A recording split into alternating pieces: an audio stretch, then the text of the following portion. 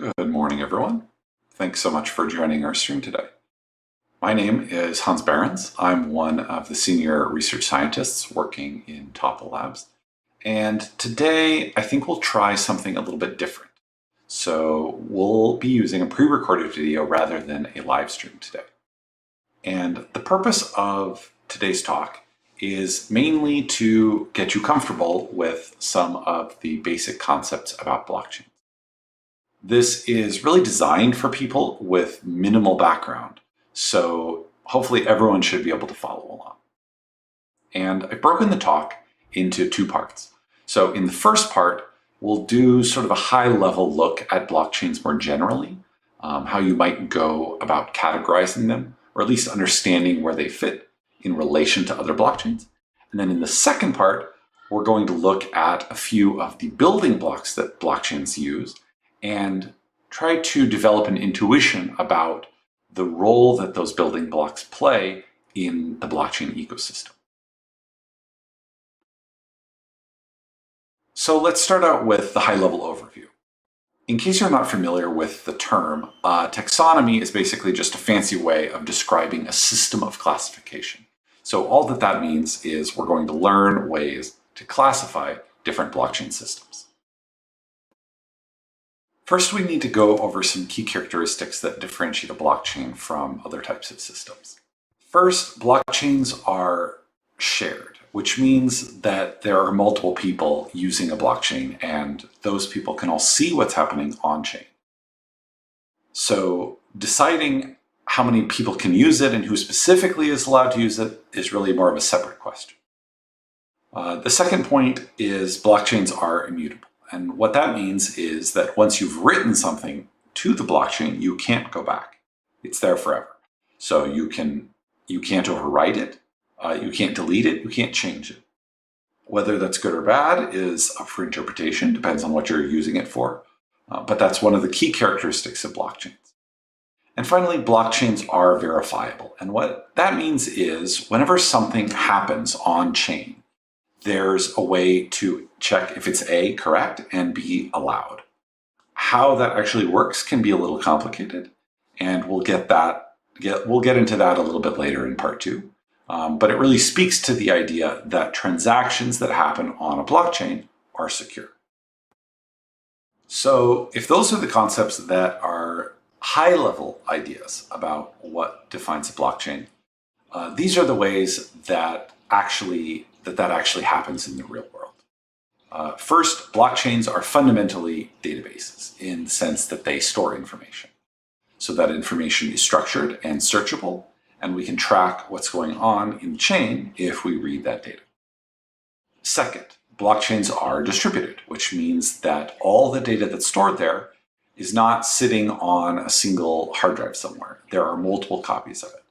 And that gives us some important benefits. Like one, it's hard to lose that data because if one of the machines that's storing it dies, we can almost just read it from another. And two, it can be faster to read the data because you don't need to get it from a single point. You can read it from whoever is convenient or from multiple places at the same time if you want to go a little bit faster.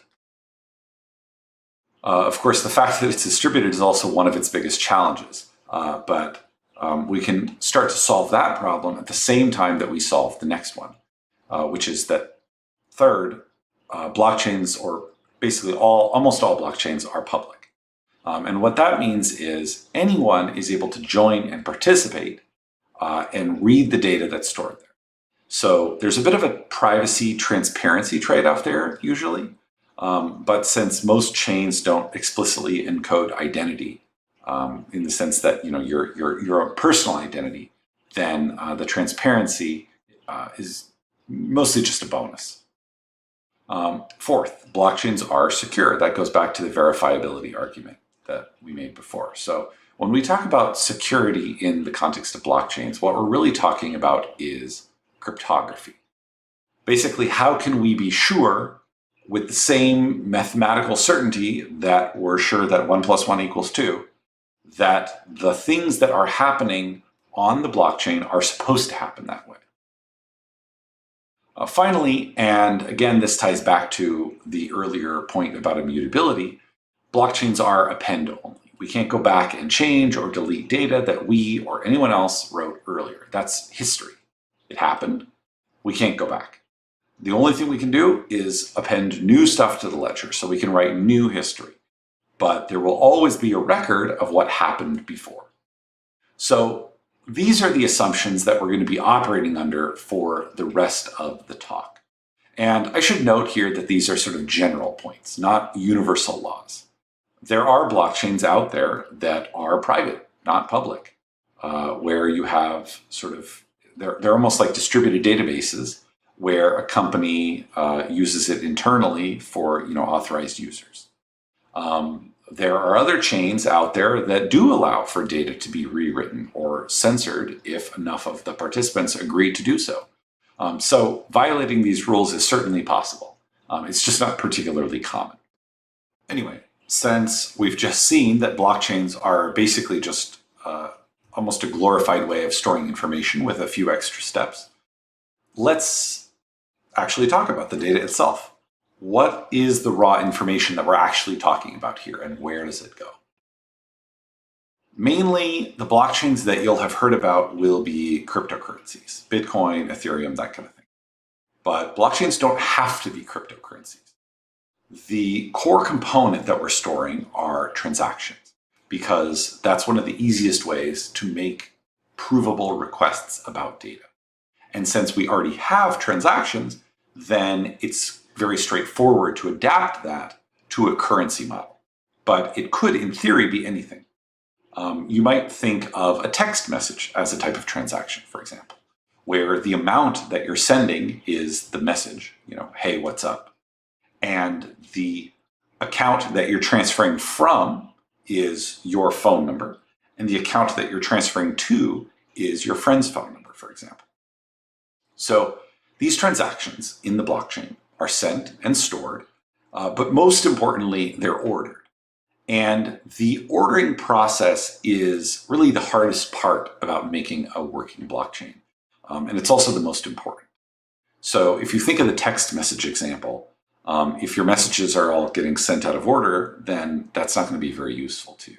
And that's definitely the same case for most applications.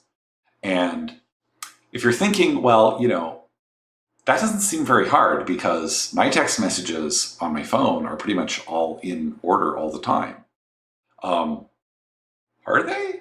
Because when messages show up on your phone, you don't really know if your friend just sent that message, or did they send it 5 minutes ago, or did they send it an hour ago?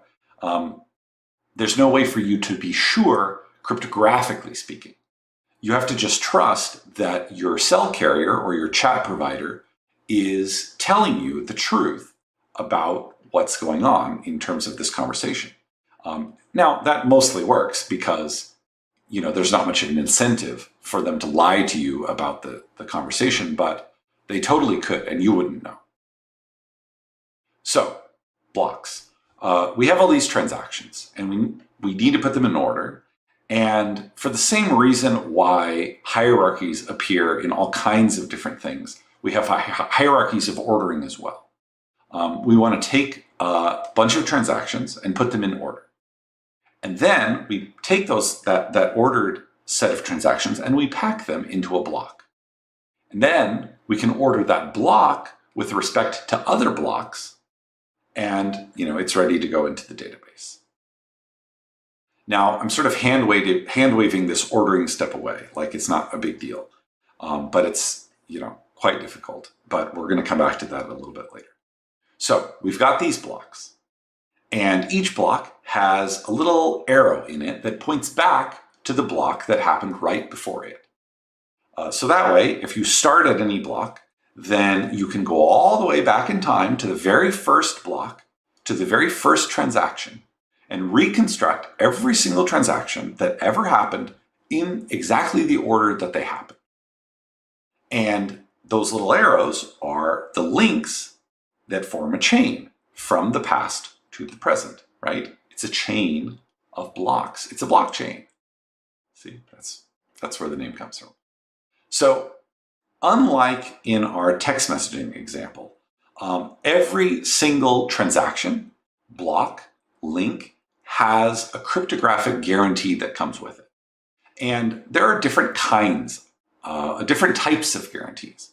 Like one guarantee might be, this transaction definitely came from person A. Or you might have something that says, the link in block 5 is only valid when it points at block 4. But when you put these different guarantees together, then they allow everyone in the network to check everything that's happening. And that's what allows blockchains to be public.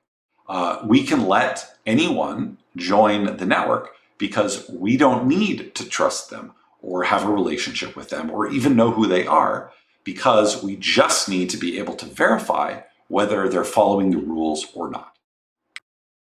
Now we've got all this data. Where does that data actually go? Like where do we actually put it? What drive does it get stored on? Unfortunately, we can't just sort of wave our hands and say, oh, it's going to the cloud, because the cloud is just computers, mainly computers that are owned by Amazon or Google or Microsoft. So we actually need to be a little bit more specific. That data is stored on the hard drives of anyone who wants to see it. So remember, the blockchain's public, so anyone can download the data from someone else who already has it, and then they can in turn share it with others and so on. So that means that there are tons and tons of copies of our data out there, which is called replication. And anyone can get a copy if they want it, which means it's also decentralized. Now, it's sort of natural to wonder, we're storing the entire history of every transaction that's ever happened, and every participant is keeping a copy of the entire thing. Isn't that a lot of data to store? Yeah, that's exactly right. It is. It's like an entire subfield of blockchain research just on how to handle that problem. There are a couple ways. These are just sort of high-level ideas of how that might be addressed. The whole concept of bootstrapping is that just means when a new node wants to sort of join the network, it needs to download some data. What does it need to download? If you have a history of transactions that's 1 terabyte that goes back many years, that's going to take a long time for new nodes to download, because they need to start at the beginning and they need to download up until the present. And that can take a while. So there's also this concept of checkpointing to sort of address that issue. So one way that you can speed up the process is you create these checkpoints, and those say something like, at this time, at this specific time, then the overall state of the system in terms of who had what in their accounts is like this. And then you download the latest checkpoint, and then you can catch up with the latest transactions from the checkpoint up till the present. And then if you want to, you can go back past the checkpoint, back into the past, and download the old stuff if you're interested. If you need that information for some reason. That can happen in the background. But if you don't need it, you don't have to download it. Now, data storage by itself is not particularly interesting because there are tons of ways to do it, including ways that are faster and cheaper than using a blockchain. But we always need to remember that the one problem that blockchains solve that regular databases don't is that you're dealing with people that you don't know and people who might be bad, who are actually incentivized to be bad. So since anyone might act dishonestly at any time, then we need to be careful about who we listen to, because they might be lying to us. Now, it turns out that if you just let everyone who's participating talk at the same time and make proposals about what the truth should be, then it becomes too difficult for participants to figure out what's the truth and what's the lie, because there's just too much going on. It's too noisy. So we need to limit the amount of communication that's happening. But if we're limiting the number of machines that can write to the ledger, then how do we decide who gets to write? And how do we decide when they get to write? So that's sort of the first main issue that we need to tackle. That's the writing question. And the second issue is whenever we put something onto the ledger, someone is going to come later and read it, and they need to be able to check that whatever we've written is valid. And so that's the second thing, that's the reading question. Let's tackle reading first, because it's a little bit easier. So I'm calling this axis of questioning the read and verify problem. So who can read is pretty easy, right? We've assumed the ledger is public, which means that for the most part, anyone can read anything on the ledger. Do we need to verify the source of that information? Did it come from another node? Was that node supposed to have that information? Does that match the same information that we received from another source? And once we have that information, we need to check it using our cryptographic tools. Do the links to the previous blocks match? Are the transactions we're seeing approved by the people that control those accounts? The accounts that are affected by those transactions. And as we're reading and validating this data, we might also be asking, how sure are we about this? Are we 100% sure? Are we 99.99999% sure? Are we 99% sure? How sure is sure enough? Now, I'm intentionally asking questions here, and I'm not giving answers. And that's because there are many ways to answer these questions, and how we answer them is going to affect where we fall in the taxonomy that we're building. So how about writing? Again, we need to ask a bunch of questions that a particular blockchain might need to answer for us to be able to understand where that blockchain might fit. So who is able to write is, again, a pretty easy one to tackle. We assume anyone can participate. But more critically, we need to figure out whose turn it is to write information, because we're trying to limit the amount of stuff that's actually getting written to the ledger so that we can make sense of who is playing by the rules and who isn't. We also need to decide ahead of time what kind of information can be written, right? Maybe it's just numbers. I move 3 coins from point A to point B. Maybe we want to do smart contracts, who knows? Finally, let's say it's someone's turn to write and they're writing the right kind of information. We might want to check if they're writing too much information. It could totally be the case that a bad participant is trying to slow down our system by just writing huge transactions that will take ages for us to process to try to, just muck up the workings. So we should also probably figure out how much data can be written. So that's the write axis. Sometimes that's called committing, like you've made a commitment to a piece of information on the ledger. And another thing that I should point out here is just because we're asking all of these questions does not mean that we have to answer them. It's totally valid to say, I don't care about that problem.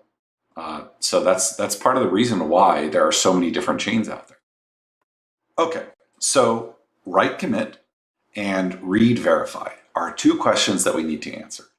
But we shouldn't just answer them for a blockchain as a whole, because we need to really think of it in terms of both a big picture view and like an immediate transaction information view.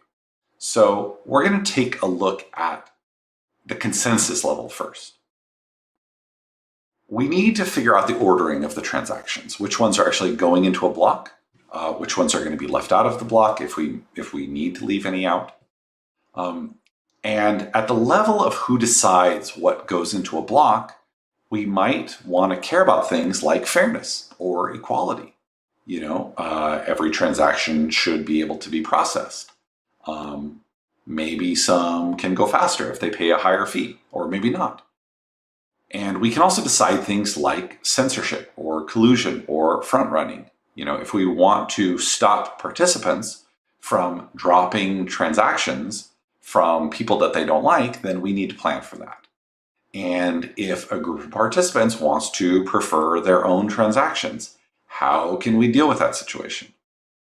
But most importantly, more importantly than all of that, is we need to decide who can propose blocks, because deciding who can propose blocks controls everything else, since the blocks are the foundation of the entire thing. So consensus will let us agree on our blocks, but we also need to agree on what those blocks can do. So if the consensus level is controlling what transactions we accept, how we build the history, the ledger level decides what those transactions can actually accomplish, what they can do. So before I mentioned that most blockchains you'll have heard of are cryptocurrencies, but actually even within that realm, there's a lot of variability.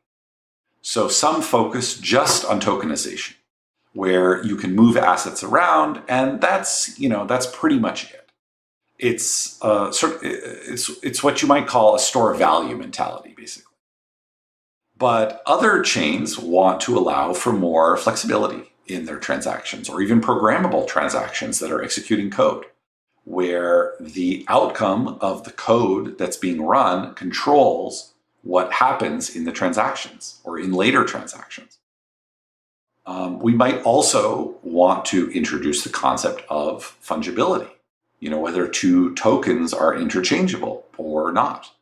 That F, the F in fungibility, by the way, is what the F in NFT stands for. So how we handle all of these things are decisions that take place at the ledger level. Okay, so we've got our read and write axis, and we've got our consensus ledger axis. So now we're finally ready to start on our taxonomy. What we have here is a handy little rubric that we're going to use to categorize any blockchain. So you can think of this like a shorthand way of looking at the differences between two different approaches.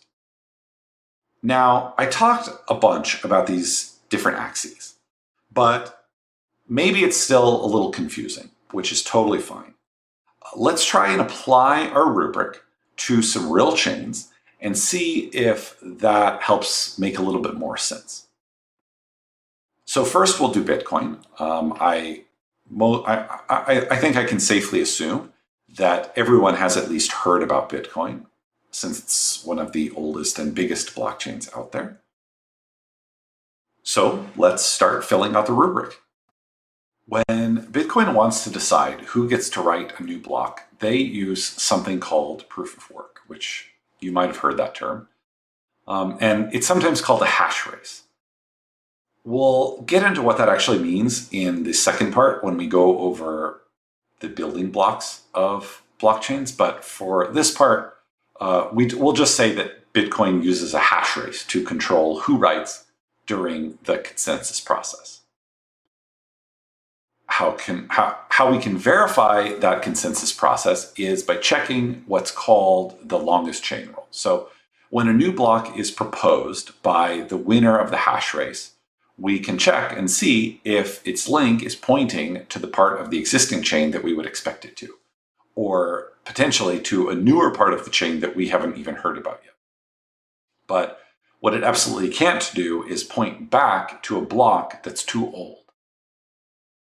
Now, this is an oversimplification of the forking problem and the longest chain rule, but it's enough for us to understand that it allows our participants to verify at the consensus level. Now, verifying at the ledger level is really easy in Bitcoin because it mainly just focuses on transferring tokens. So the rule that they follow is that for any transaction, the inputs X have to equal the outputs Y. And to use a cash analogy to kind of understand that, imagine that you're spending a 20, that's your input, and the cost of the thing that you're buying is, let's say, $15 after tax, to just make things easy, right? So if you give them the 20, you're going to get whatever you are buying for $15, but you're also going to be expecting to see $5 in change from your 20. So otherwise, if they don't give you anything but any change back, you're going to wonder, where did that 5 go, right? So that's That's where your x, 20, is equal to your y, which is 15 plus 5. So 15 to the store and 5 back to you. So anyway, it's just a very basic way to check that transactions are making sense. In terms of how we decide what can be written to the ledger, there are some relatively basic components, operations that Bitcoin calls contracts, but are, for the most part, sort of a straightforward way to build secure transactions. So, for example, you probably want to be able to make sure that other people can't spend your money. So this rubric answers some of the main questions that we need to answer to understand how a specific blockchain works. So let's try another one and see how it's different. Ethereum's another very well-known chain, so we'll see how it stacks up against Bitcoin. So we've got our rubric. Let's start filling it out. Now, this is actually a relatively recent change. Ethereum is now using proof of stake, their own sort of special blend of herbs and spices, to do write control at the consensus layer. Previously, they used a type of hash race that was more similar to the approach that Bitcoin was using. I mean, it was different in how it was implemented, but it's a similar idea. And we'll dig into the differences between proof of stake and proof of work later on during the second part of the talk. But that's a very key difference between the two protocols just by itself. Now, to do chain selection, which is how Ethereum decides the block ordering once a valid block has been proposed, it can actually get a little complicated. So there are a bunch of different techniques that work together. And partly, this process is a little bit more complex because switching from proof of work to proof of stake while the chain is running and operating is really hard because your hands are tied in terms of what kinds of things you can easily change. So this construction makes sense to make things work under the new proof of stake. In terms of validating the transactions themselves, Ethereum mostly relies on a particular validation structure called a Verkle trie. So you can think of it as an evolution of an older structure called a Merkle tree.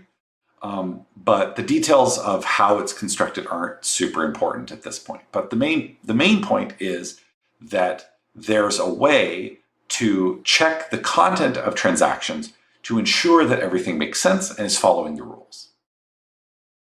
Finally, we come to the changes that Ethereum transactions can make, which is another big differentiator compared with Bitcoin. So Ethereum was originally designed with smart contracts in mind. And although some of the early decisions might have made that process a little bit harder in retrospect, they still have a ginormous ecosystem built on top of their smart contract language, which is called Solidity. And you can do most things in Solidity, most things that you're going to want to do. But the guarantees that you get are maybe a little bit weaker because it's a relatively complex language based on JavaScript, and it doesn't offer very many security guarantees. So that may be part of the reason why you might hear about hacks, for example, in the Ethereum ecosystem more often. It's possible to cut yourself. For blockchain developers to cut themselves on sharp edges in the smart contract language. Okay, so now, finally, we come to our blockchain, the Topple chain, and what makes it different from those that are already out there. We'll use the same rubric and see how it stacks up against the examples that we've looked at so far. We use our own type of proof of stake, which was invented by our very own research team, including yours truly, that we call regularized proof of stake. And it has the benefits of existing proof-of-stake approaches in the sense that it's faster and takes much less power than hash races. But it's even faster than most proof-of-stake protocols. And it's also much more predictable in latency than other approaches.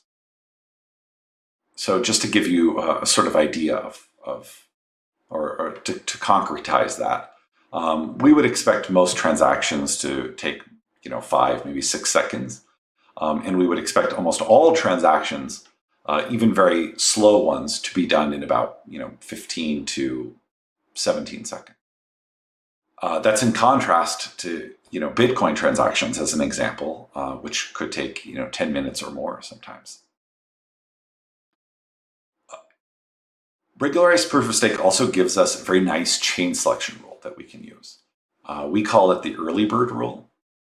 And it's because regularized proof of stake gives us a way of checking the time that blocks were proposed in a provable way. And we can use that to figure out which blocks should be pointing to which previous blocks fairly easily. So that gives us similar or even better safety guarantees than Ethereum's approach. But it has some of the elegant simplicity that Bitcoin's Nakamoto consensus has, which can actually be surprisingly important because as systems get more complex, it's easier to make a mistake in the implementation or to miss some flaw in the implementation. When we designed our system, we really wanted it to be modular so that it could represent simple things like tokens, but it should also be able to adapt to other things like carbon credits or coffee bean shipments or whatever.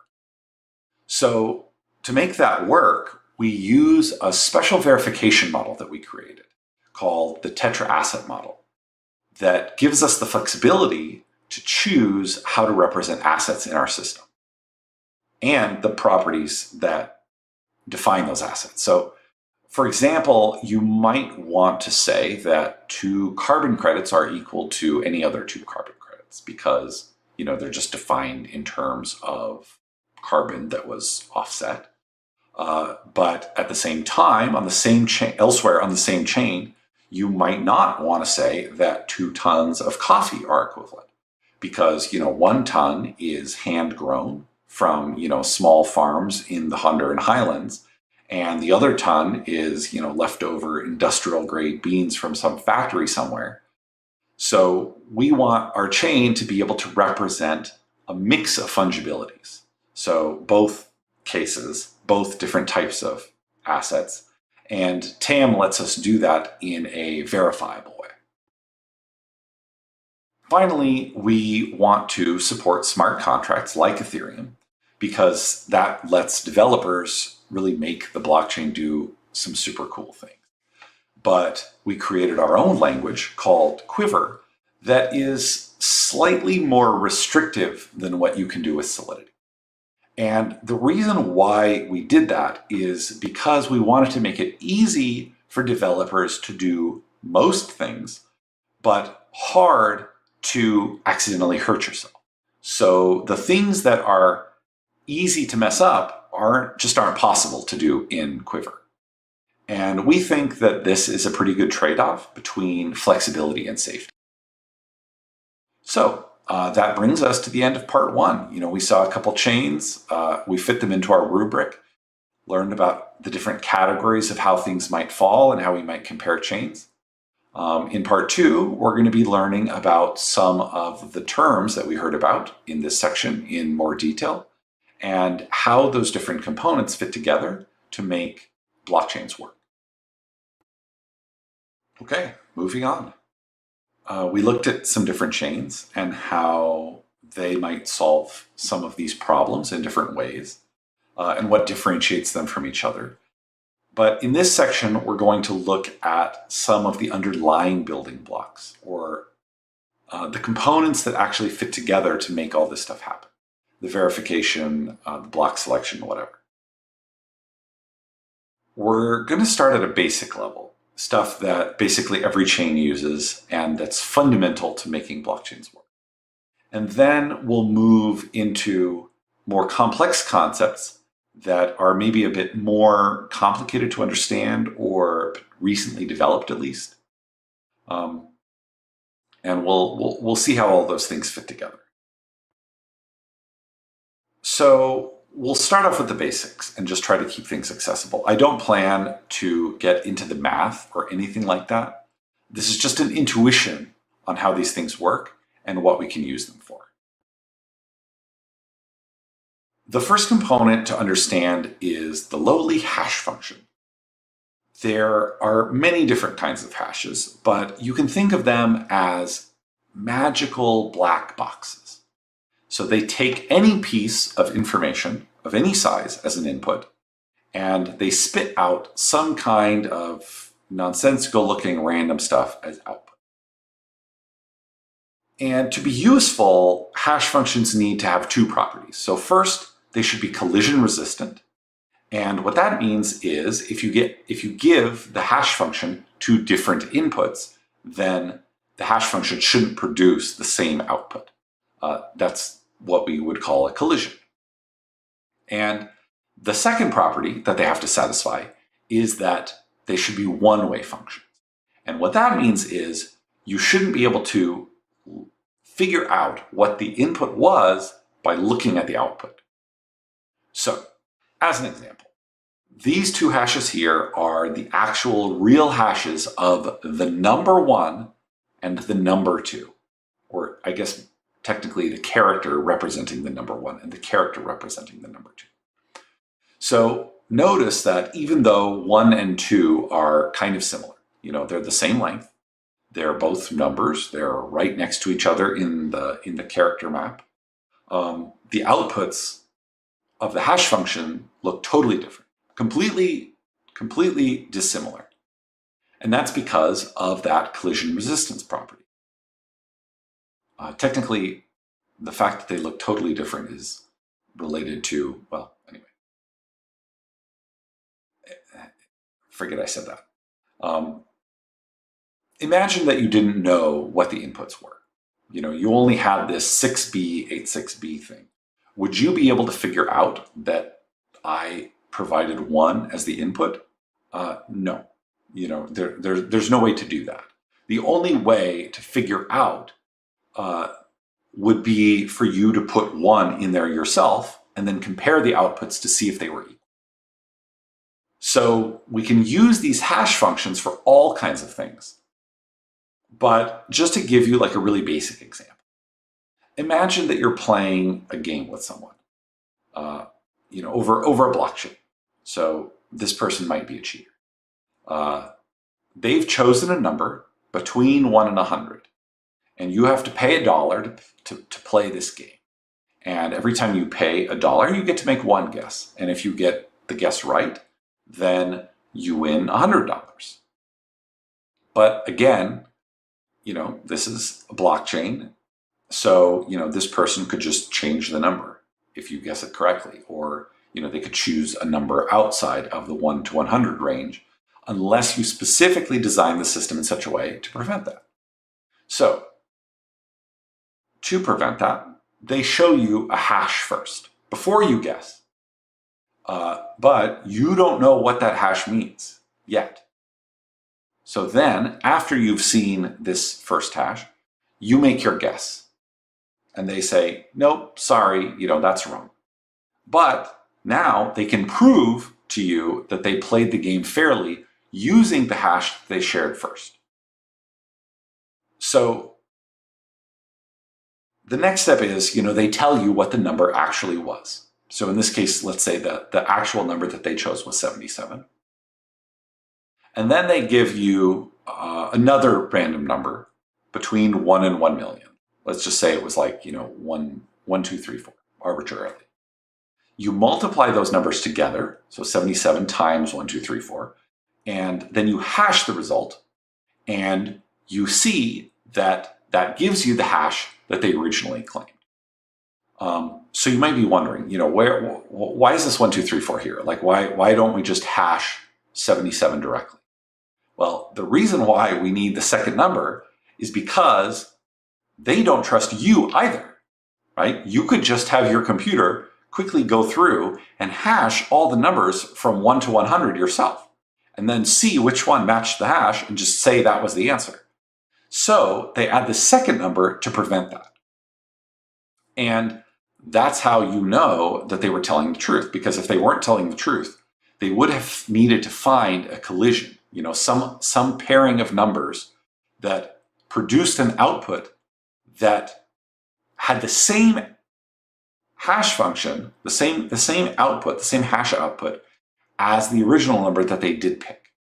So that's very hard.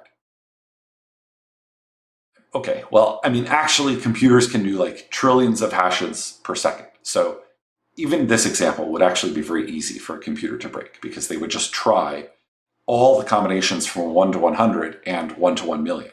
But you get the idea. You would just use bigger numbers basically.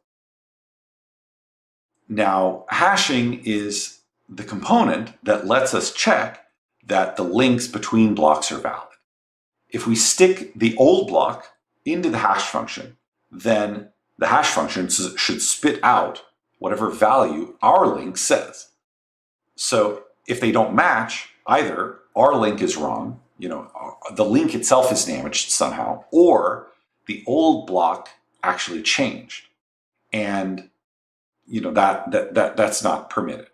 So we use these hashes for other stuff too, but they're like the key idea to actually making the chain idea work. Okay, so we've got hashing. That's super useful all by itself, but we also need to be able to have more fine-grained control over who is talking to who. And I promise, I'm not going to get into the math too much. I'm glossing over a lot. This is really a simplification. But imagine that you had this equation here. You can kind of see how, if you knew A, B, and C, then it would be very easy for you to compute D, right? You just need to exponentiate. But if you only knew 2 of the 4 values, let's say C and D, then it would be very hard for you to find the other 2 values. And that's because factoring exponents is pretty hard for computers to do. And that concept, that factoring exponents is hard, is called the discrete log problem. Now, to make things harder, in practice, A, B, and C are usually super large numbers. We're talking like on the order of thousands of digits. And they're also prime numbers. So you know these numbers, but you share one of them as your public. So anyone who has that number can hide a second number that only you can discover, right? So remember, think back to our hash example, right? We were hiding something. We were hiding that 77 by incorporating a second value. It's similar, but not exactly related. So they hide that second number, but since you know the other numbers, it's easier for you to compute that hidden number out again. So you'll know it, and the person who hid it will know it, but no one else will know it. Vice versa, you can compute a number that can be validated if they use your public key to check it. And what this concept really gives us is the idea of authentication.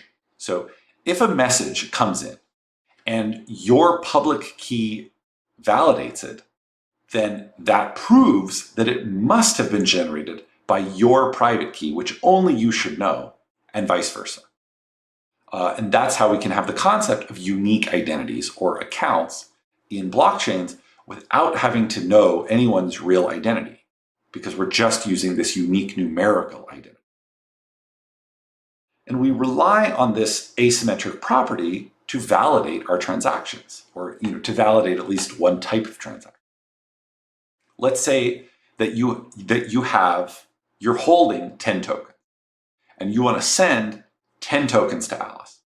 So you can sign your transaction such that A, the request provably came from you because it's signed by your private key. And B, only Alice is able to receive and spend those tokens after they're sent because they're protected by her public key, and only she can unlock it using her private key.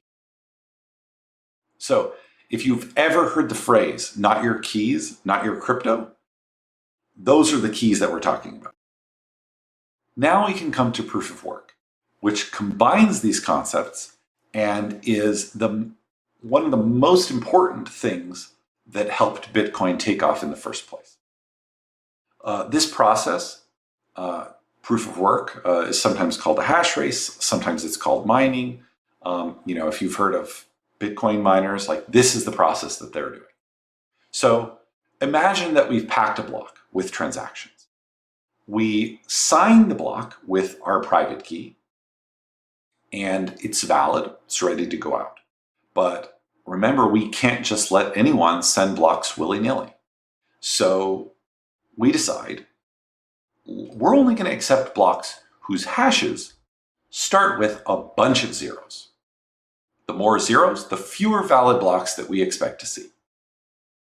Since the output of the hashes is just random gibberish, then it's super unlikely that one is going to start with so many zeros.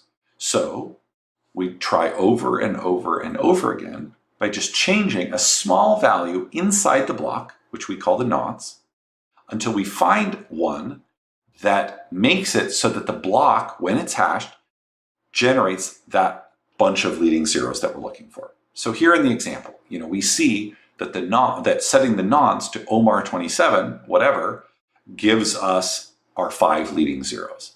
And that lets us send out the block. And that's easy for others to check because they receive our block and they can hash it themselves, and they can make sure that it matches, that the nonce matches the nonce that we found, and that it has the proper number of leading zeros. But they can't just use the nonce that we found because our signature is in there. And that's why miners are doing the hash race in the first place, because whoever discovers these blocks gets a reward, a mining reward. And it's very profitable for miners because they get some Bitcoin if they're the ones who find a working nonce. But let's say they're like, okay, well, this guy found the nonce, so what if I just change the signature to my own signature? Won't work because the hash is going to change. Because if you change anything in the input, then the collision-resistant property is going to give you a different hash at the end. It's not going to have all the leading zeros that it has to have. So that nonce is not useful to them. It's only useful to us. So the only thing they can do is accept the block and then just start over with a new batch of transactions trying to find the nonce for that new block. Because there's no other way for them to game the system. Now, if we just add one more little check, then we'll have enough for a functional blockchain. So we can check using this hash to see if each block makes sense, thanks to our hash race. But how do we know that the link inside the block is pointing to the right parent block, the right block that preceding it in the history? It's totally possible that two miners on opposite sides of the world both find valid, different nonces at the same time, but have different transactions in their blocks and even pointing to different parent blocks. So if that happens, which one should we take?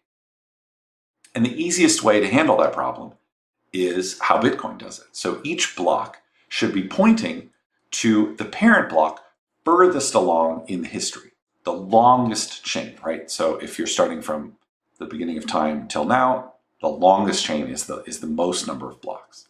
So if we get two blocks and one points to a newer block and one points to an older block, then we ignore the one that's pointing to the older block, and we use the one that points to the newer block. There are other approaches, like last message delivered, in that is one of the components that's used in Ethereum that rely on some level of communication between nodes to figure out which block should be adopted. It's sort of like a mini voting process between the valid candidates, and then they use that voting process to decide. And there are other approaches too. Byzantine fault tolerance is a big one. I've mostly glossed over that completely. It's like its own sort of subdomain in blockchain, but it's commonly used. And there are pros and cons to each of these different approaches. Like longest chain can be tricky to get working properly when things are moving fast, like when blocks are being produced quite quickly. And so it works best with slower chains like Bitcoin. But on the other hand, LMD and BFT rely on messaging between nodes. And that can potentially also slow things down, depending on how fast those nodes are communicating or how many nodes there are. There can be scaling issues.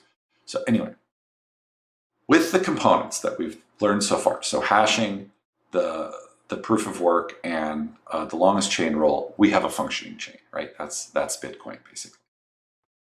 But can we do better by introducing some new concepts? Let's take, for example, verifiable random functions.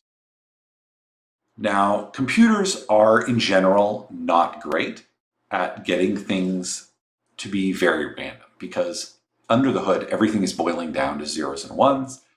But they can do a pretty decent job depending on the randomness of the input. So you can think of VRFs, verifiable random functions, as a kind of computerized set of dice. So everyone who agrees on the same input is going to see the same output. And this property is actually quite difficult to get. To have different computers seeing the same random value without talking to each other. And we can use that to check the behavior of other computers rolling these dice. And that's where the V comes in, the verifiability. We can be cryptographically sure that everyone is seeing or would see the same dice roll. So if someone wants to show us the outcome of the roll, if they want to say, oh, hey, I rolled, double sixes or whatever, we can verify that that response came from them using their signature and that they didn't fudge the random function because we can run it through the VRF and we should get the same output. So how does that apply in this context? That's where proof of stake comes into play. So doing the hash race for proof of work is actually fairly expensive. I think it's like the whole energy usage of the country of Denmark or something like that, or it's equivalent to the energy usage of Denmark. It's quite wasteful because if a particular hash doesn't start with the number of leading zeros that we want, then we just throw that away. It's wasted computational work. And so instead of doing that computational work over and over, what if we just rolled the dice one time, and then let the person who rolled lowest propose a new block? Well, that would be great, but it can't quite be that simple because what do you do if two people roll, the same value? Or how do we even know what other people rolled if everyone's rolling their own die? Everyone's going to have to share their results with everyone else. You're back to the same problem of too many cooks in the kitchen, basically. So instead, what we do is we set a threshold, and we say, okay, we're gonna roll a die, and this die is a special die. Let's say it has like 10,000 sides, and anyone who rolls less than 10 gets to propose a new block. So we can set 10 or to be whatever value lets blocks be produced at the speed that we want them to be produced. So ideally as fast as possible without the consensus process breaking down.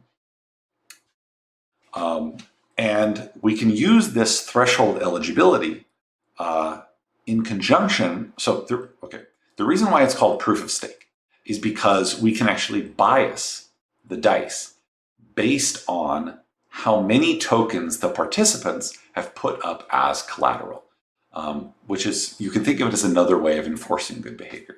So for example, in some chains, if it's your turn to propose according to the die, and you don't propose, then you can be punished by taking away some of that collateral because you're not making the protocol move forward productively.